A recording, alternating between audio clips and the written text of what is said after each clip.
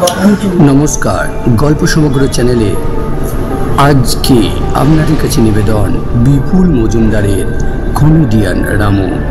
শুরু হচ্ছে আজকের গল্প কমেডিয়ান রামু। তেপান্তরের মাঠে হু হু হাওয়া বইছে। নির্জন মাঠের এক প্রান্তে ছোট ছোট টিলার মতো দাঁড়িয়ে থাকা অশ্বত্থ বট আর মেহগনির ডালে ডালে শুধু ফিসফাস আর ফিসফাস। একটু আগে মাঠের মাঝখানে ধুলো উড়িয়ে যারা তাণ্ডব নাচছিল তারা সব থমকে দাঁড়িয়েছে। চারপাশে হি হি খি খি হাসি নিমেষে উধাও। গাছের ডালে ডালে চ্যাংড়াগুলির হুটোপুটিও থেমে গেছে। কমেডিয়ান রামুর কান্না শুনে সকলেরই যার পরনায় বিস্মিত। 7 দিন ঘুম মেরে থাকার পর হঠাৎ করে কান্নার ভেঙে পড়ল রামু। তার বুক ফাটা আর্তরব তেপান্তরে মাঠ ঘাট ডিঙে বহু দূর পর্যন্ত ছড়িয়ে পড়েছে। এই কদিনে কেউ তার ধারে কাছে যায়নি। সোজা কথা হলো, কাউকে সে কাছে ঘেঁষতে দেয়নি। এমনকি কুশল বিনিময়ের জন্য সর্দার এগিয়ে গেলেও তাকে সে হাঁকিয়ে দিয়েছে। পরিস্থিতি বড্ড ঘোরালো। তেপান্তরের মাঠে রামুকে প্রথম ঢুকতে দেখে ভূত পেতনিদের মধ্যে হুড়োহুড়ি পড়ে গিয়েছিল। উল্লাসে ফেটে পড়েছিল চ্যাংড়ার দল। বিস্ময়ের শেষ বিন্দুতে পৌঁছে চ্যাংড়াদের একজন বলে উঠেছিল, লে হালুয়া। কমেডিয়ান রামু আমাদের মধ্যে, যার একটা কথা যেন হাসির একটা বম, অ্যাটম বম। অঙ্গভঙ্গি দেখলে হাসির চোটে পেটে খিল ধরে যায়। নায়কের সমতুল্য সেই গ্রেট রমেন দত্ত শেষ পর্যন্ত কিনা তেপান্তরের মাঠে খবর রটতেই রামু দর্শনের জন্য ভূত পেতনিদের মধ্যে রীতিমতো ঠেলা ঠেলি লেগে গেল। ভিড় ঠেলে সর্দারই প্রথম এগিয়ে গিয়েছিল। তেপান্তরের ভূতের মহল্লায় তোমায় স্বাগতম রামু। রামুর মুখে এক তিল হাসি নেই। তার ভূতরে মুখখানা বিষাদে পরিপূর্ণ। অনিচ্ছা সত্ত্বেও একখানা হাত বাড়িয়ে দিয়ে সে বলেছিল, মন মেজাজ একদম ভালো নেই আমার। কেউ যেন কোনো রকম বিরক্ত না করে সেটা দেখবেন তো। সর্দারের নির্দেশ অনুযায়ী কেউ বিরক্ত করেনি। ভিআইপি বুথ বলে কথা। মেহগনির মগডালে 7 দিন ধরে রামগরুড়ে ছানা হয়ে বসেছিল রামু। সর্দারের হুকুমে কেউ ধারে কাছে ঘেঁষেনি।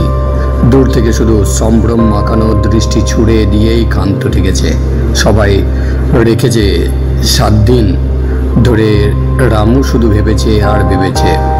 গাল থেকে হাত যেন আর সরতেই চায় না।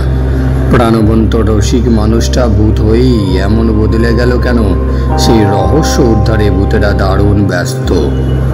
তেপান্তরে মাঠ জুড়ে কদিন ধরে সেই নিয়েই কেবল গবেষণা। তারই মধ্যে সবাইকে চমকে দিয়ে হঠাৎ রামু কেঁদে উঠল। হাসির রাজা রামু কাঁদছে। ভূতেরা নিমেষে সব বাক্যহারা হয়ে পড়ল। কৌতূহলী ভূতের সর্দার কাঠির মতো লম্বা লম্বা ঠ্যাং ফেলে এগিয়ে গেল। তোমার কিসের দুঃখ রামু? আমায় বলো তো, দেখি যদি কিছু বিহিত করতে পারি। সর্দারের ও সহানুভূতি মাখানো কথা শুনে মেহগনি পাতায় চোখ মুছে ভাঙা গলায় রামু বলল, অকালে কে আমায় পটল তুলিয়ে দিল গো সর্দার। পেছন থেকে ধাক্কা মেরে কে আমায় নিচে ফেলে দিল। 7 দিন ধরে সেই নিয়েই খালি ভেবে মরলাম। কুল কিনারা কিছু না পেয়ে শেষ পর্যন্ত কাঁধ দিয়ে বসেছি। সবাই বুঝতে পারলো ব্যাপারটা। কমেডিয়ান রামুকে অর্থাৎ রমেন দত্তকে কেউ একজন উঁচু জায়গা থেকে ফেলে দিয়েছে নিচে। পেছন থেকে ধাক্কা মেরেছে। আর তার দরুনই চন্দ্রবিন্দু যুক্ত রামুর তেপান্তরে মাঠে উদয় হওয়া।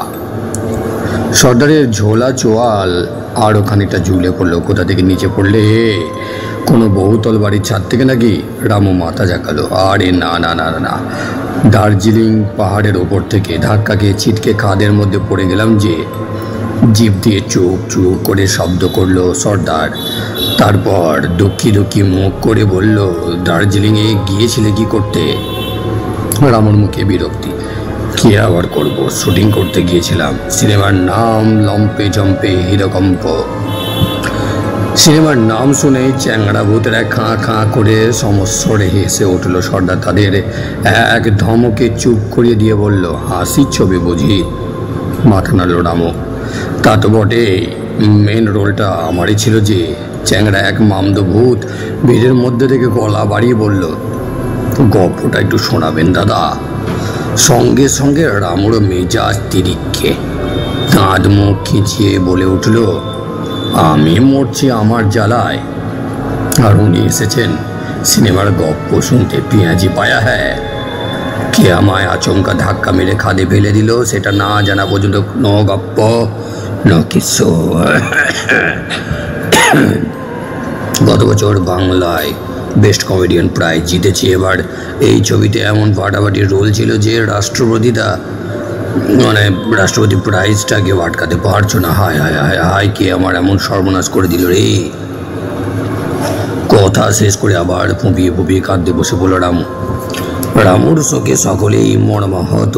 নরম প্রাণের হাড় গিলে শাকচুন্নিটা রামুর দুঃখে হাওয়া মাও করে কেঁদে এক প্রস্ত একাকার। সর্দারের চওড়া কপালে অজস্র ভাঁজ, লিখলিখে আঙুলগুলি দিয়ে চকচকে টাকে। বার কয়েক টোকা মেরে বলল, কিন্তু না রামু, রহস্যের সমাধানের জন্য এক্ষুনি আমি গোয়েন্দা লাগিয়ে দিচ্ছি। পুলিশের এক ঝাড়ু গোয়েন্দা ভূত হয়ে আমাদের এখানে মজুদ রয়েছে, তাকে আমি ফিট করে দিচ্ছি। দুদিনের এই রহস্যের জট খুলে যাবে। সর্দারের কথায় রামুর কান্না থেমে গেল। হবে বলছেন? সর্দার হাসলো। আলবাত হবে। তারপর ঘাড় ঘুরিয়ে এদিক ওদিক তাকিয়ে হাঁক পারল, কোথায় গেলে হে উমাপতি? শুনেছি মনুষ্য জীবনে অনেক কেস নাকি তুমি তড়ি মেরে সলভ করে দিয়েছ। এবার দেখাও দেখি তোমার কারিগরি। রামুর মুখের হাসিটা এবার ফিরিয়ে দাও দেখি বাছা। উমাপতি নামে ব্রহ্মদত্তী থপ থপ করে এগিয়ে এলো। এক গাল হেসে বলল, 7 দিনের মধ্যে কেস সলভ হয়ে যাবে, নো প্রবলেম। পুলিশ ভূতের আশ্বাস শুনে রামুর মুখে হাসিও ফুটল।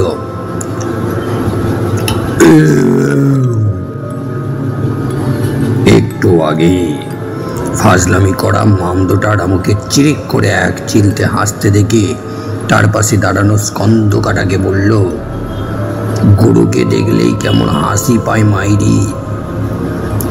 এতক্ষণ সত্যি সত্যি কাঁদছিল নাকি নকশা করছিল কে জানে।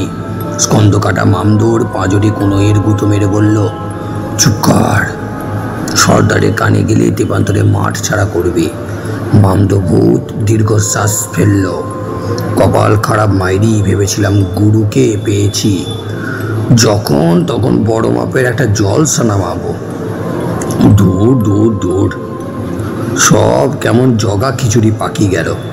কতদিন যে প্রাণ ভরে হাসিনি। 7 দিন পর তেপান্তরে মাঠ আবার সরগরম হয়ে উঠল।